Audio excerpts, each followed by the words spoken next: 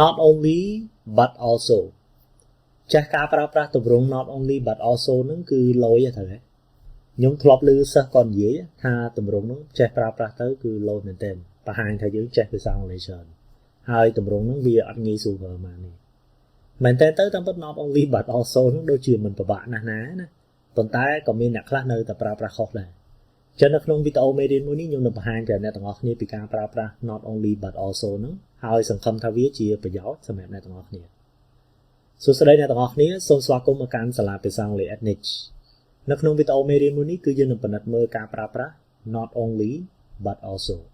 វីដេអូមេរៀនមួយនេះគឺខ្ញុំដកស្រង់ចេញមកពី app Ednich online របស់សាលាភាសាអង់គ្លេស Ednich នៅទីនោះយើងមានវីដេអូមេរៀនរាប់ពាន់ចាប់តាំងពីកម្រិតដំបូងរហូតដល់កម្រិតខ្ពស់ហើយវីដេអូមេរៀនមានប្រភេទផ្សេងៗគ្នាមានវេយ្យាករណ៍មាន vocabulary មាន writing លក្ខណៈវីដេអូមេរៀននីមួយៗសុទ្ធតែមានលំហាត់ឲ្យអ្នកទាំងអស់គ្នាធ្វើទៀតនៅពេលដែលអ្នកទាំងអស់គ្នាមើលវីដេអូមេរៀនបើសិនជាអ្នកទាំងអស់គ្នាមានចម្ងល់អ្នកទាំងអស់គ្នាអាចចោទជាសំណួរបានហើយលោកគ្រូអ្នកគ្រូដែលមានវត្តមាននៅលើ app Ednich online នឹងឆ្លើយតបទៅសំណួររបស់អ្នកទាំងអស់គ្នាក៏ដូចជាជួយអ្នកទាំងអស់គ្នារៀនភាសាអង់គ្លេសឲ្យកាន់តែមានប្រសិទ្ធភាពទៀត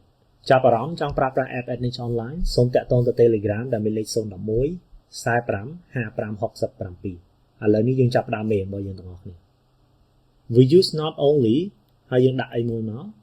but also ដាក់អីមួយទៀត in formal context ចឹងគេឲ្យយើងប្រើប្រាស់អាហ្នឹងនៅក្នុងបរិបទមួយដែលផ្លូវការណា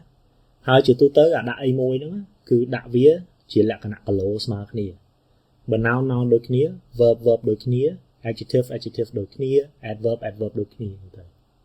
The war caused not only destruction and death but also generations of hatred between the two communities គេថាសង្គ្រាមហ្នឹងបានបង្កមិនត្រឹមតែវិនាសកម្មនិងសេចក្តីស្លាប់ទេវាថែមទាំងធ្វើឲ្យមានការស្អប់គ្នារាប់ចំនួនរវាងសហគមន៍ទាំងពីរនោះទៀតអញ្ចឹងគឺនៅទីនេះនៅពេលដែលយើងដាក់អីមួយហ្នឹងគឺ noun ដូចគ្នានៅទីនេះអ្នកមើល destruction and death noun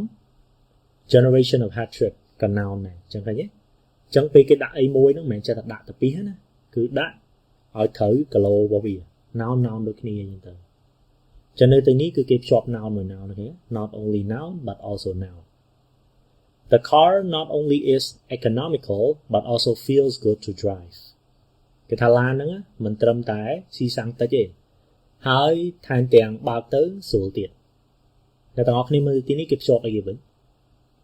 គឺគេភ្ជាប់ verb ជាមួយ verb not only ដាក់នៅពីមុខ verb to be នេះមក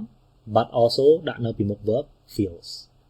ឥឡូវ noun មួយ noun អានេះ verb មួយ verb វិញអញ្ចឹងក៏លោស្មើគ្នាដែរ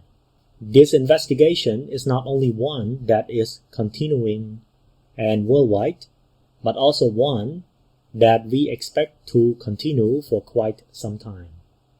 ចឹងនៅទីនេះគឺដូចអាខាងលើនេះអញ្ចឹងគឺគេភ្ជាប់ noun នេះឃើញទេ one អានេះ one ដែរហើយខាងក្រោយនេះគេដាក់ that clause អញ្ចឹងទៅចឹង that clause នេះវាបញ្ជាក់នៅ noun one នេះទេអា that clause នេះក៏បញ្ជាក់នៅ noun one ក្រោយនេះដែរអញ្ចឹងបើយើងគិតឲ្យសាមញ្ញគឺភ្ជាប់ noun ជាមួយ noun ចឹងម្ដងទៀតណាគេប្រើទម្រង់ហ្នឹងគឺគេប្រើបែបអញ្ចឹងគឺគេភ្ជាប់គីឡូដូចគ្នាមិនមែនគីឡូខុសគ្នាបើគីឡូខុសគ្នាដាក់ចូលទៅខុសវេយ្យាករណ៍គេថាការស៊ើបអង្កេតនេះមិនត្រឹមតែជាការស៊ើបអង្កេតមួយដែលនៅតែបន្តហើយធ្វើទូទាំងពិភពលោកទេបន្ថែមពីនេះទៀត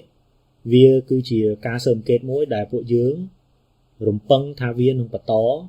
បន្ថែមទៅមុខយូរទៀតអញ្ចឹងគេប្រើ not only but also នៅទីនេះណាជាប់ noun មួយ noun ដែរ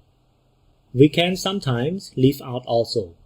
I identify with Denzel Washington not only as an actor but as a person. ចឹងគេប្រើ not only but also ដែរនៅទីនេះណាប៉ុន្តែគេលុប also ចោលពីព្រោះទម្រង់នេះតាមពិតយើងអាចលុប also នឹងបានណាចឹងចង់ដាក់ក៏ដាក់ទៅអត់ចង់ដាក់ក៏ដាក់ទៅហើយនៅទីនេះគេប្រើ not only ភ្ជាប់ជាមួយនឹង phrase មួយ but also ក៏ phrase មួយដែរអត្ថន័យនៅទីនេះគេចង់និយាយថាខ្ញុំគិតថាខ្ញុំដូច Denzel Washington ហ្នឹងមិនត្រឹមតែដូចជាលក្ខណៈតួសម្ដែងទេដូចជាលក្ខណៈបុគ្គលមនុស្សទៀតអញ្ចឹងឃើញទេ